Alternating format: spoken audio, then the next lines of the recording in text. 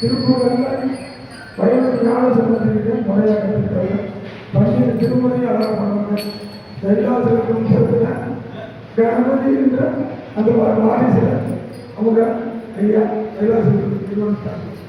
ஆனால் தன்னோட சபைக்கு முதல்ல அன்னதானம் ஐயா மகேஸ்வரன் சபையில் நடந்த நிகழ்ச்சியில் ஐயா அன்னதானம் மகேஸ்வரன் செய்யலாம். இந்த அடியாருக்கு என்ன பண்ணுறோம் அப்படியே அழைப்பு வந்து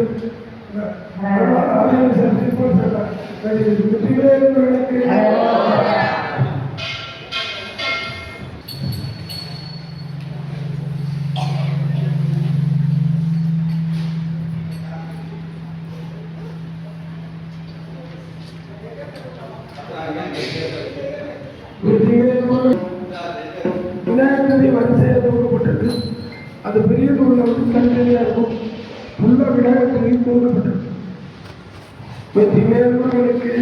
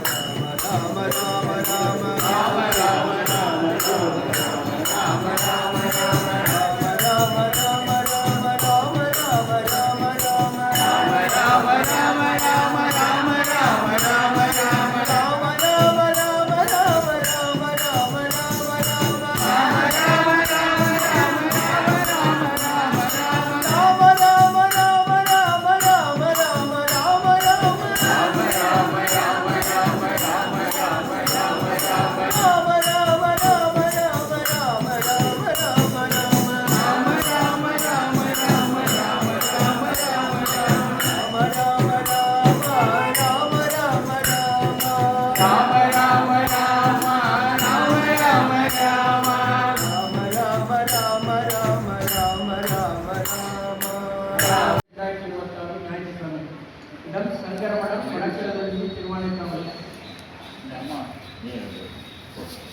முனைவர் பெரிய பெருமாள் ஐயா அவர்கள் திருமுருகன் அடிமை நூலை வெளியிடுகிறார்கள்.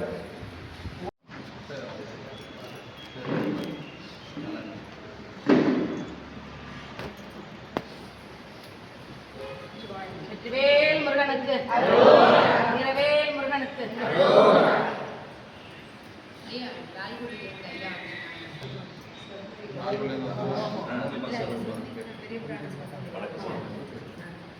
திருமாவளவனுடைய பெரிய புராணம்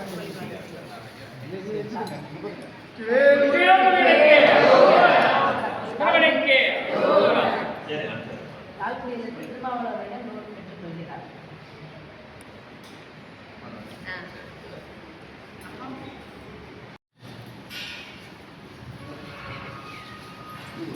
புத்தகத்தை வெளியீடு என்பது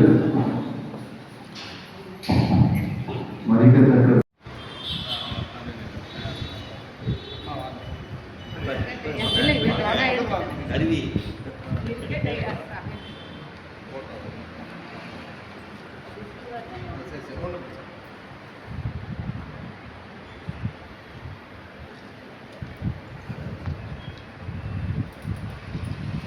வேல் முருகனுக்கு வேல் முருகனுக்கு அந்த வேல் முருகனுக்கு கார்த்திகேயனுக்கு நண்பனுக்கு சாய்வலை முருகனுக்கு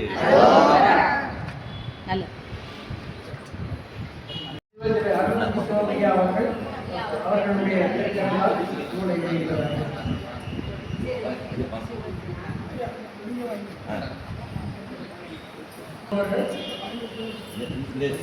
சங்கரமடம் நிர்வாகி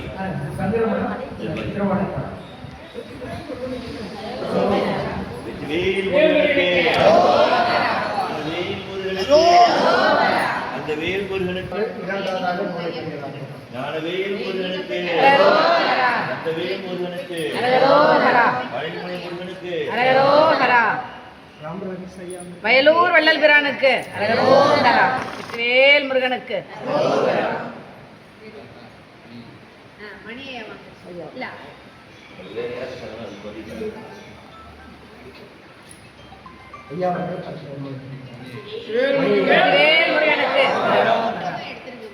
வீரவேல் முருகனுக்கு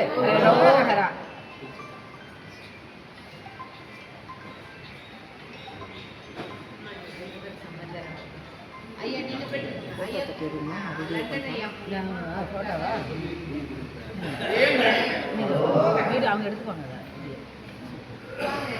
ஐயா போட்டோ எடுக்கிறீங்களா?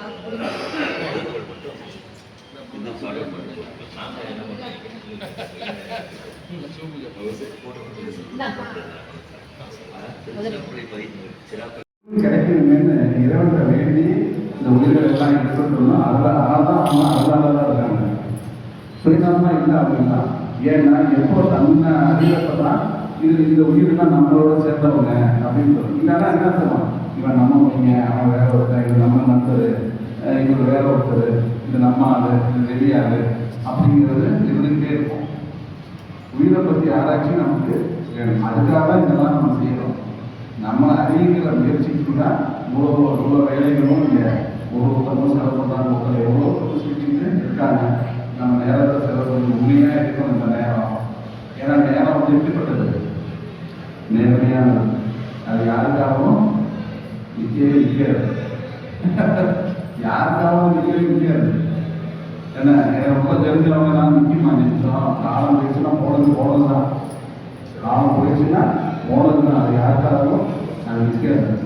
அதனால தான் நேரத்தை வந்து நம்ம உடவே கூடாது. கிடைக்கிற ஒவ்வொரு விஷயமும் ஒரு துண்டு செஞ்சுக்கிட்டே இருக்கணும். கிடைக்க முடியாத ஏதோ ஒரு உதவி செஞ்சுக்கிட்டே இருக்கணும். நம்ம அப்படிதான் நம்மளுடைய அருளாளர்கள்லாம் அப்படி இருந்தவங்க தான். நம்மளுடைய நாயன்மாரெல்லாம் அப்படி இருந்தவங்க தான்.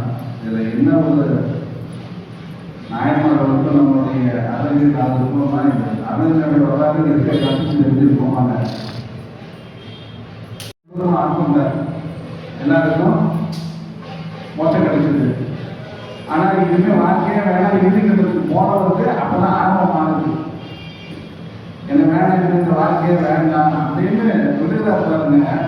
அவருக்கு அன்னையிலிருந்து ஆரம்பம், அன்னையிலிருந்து அருள் செய்கிறாரு.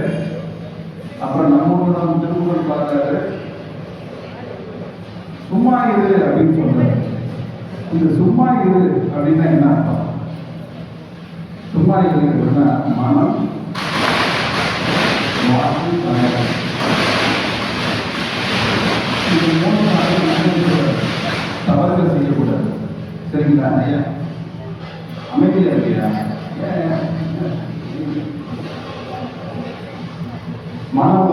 மனவாக்கு காயத்தினால தான் நம்ம பின்னணி ஏற்படுது. சரிங்களா? வாக்குங்கிறதுனால நம்ம செய்யக்கூடிய வினை நம்ம உண்டு. அதனால நம்ம சதிக்கக்கூடாது. அந்த மனம் வரும், வாக்காலே யாரும் சதிக்கக்கூடாது. இது கல்வியோட முடிவில் வரும். அதை சொன்னேன், வாக்கு வாக்குனால வரும். வாக்கு என்னென்ன வாக்கு தெரியுங்களா? செய்யறதுக்கான பிரச்சனைனா வாக்கை பற்றி தெரிஞ்சுக்கலாம். அப்புறம் மனம், மனசனாலே நம்ம என்ன செய்யக்கூடாது, யாரும் துரோகம் நினைக்கக்கூடாது. இதெல்லாம் வினையில வரும். மனசால தானே அதை நினைக்கிறோம். இதுவும் தப்பு இல்லையே, ஒரு நம்ம திட்டுவான், அடிப்பான், நம்ம துரோகம் செய்வான், அவன் நம்ம என்ன செய்யணும், மனசால கூட ஒருத்தரும் நினைக்கக்கூடாது. ஏன்னா அதுவும் வினைகளுக்கு சேரும். நம்ம வினை எப்படி அனுபவிக்கிறோம், உடலாக அனுபவிக்கிறோம், இல்லை மனசால அனுபவிப்போம். உடலாக அனுபவிக்கிறோம், நோய் வருது அனுபவிக்கிறோம். உடலை அடிப்பட்டு நோய் வருது, அதனால அனுபவிக்கிறோம் வினையை. மனசால அடிப்பதுன்னா நம்மளை சார்ந்திருக்காங்க, நம்ம குழந்தைங்க, பிள்ளைங்க, உற்றார் உறவினர், அவர்களால நம்ம என்ன பண்ணுவோம், துன்பத்தை அனுபவிப்போம்.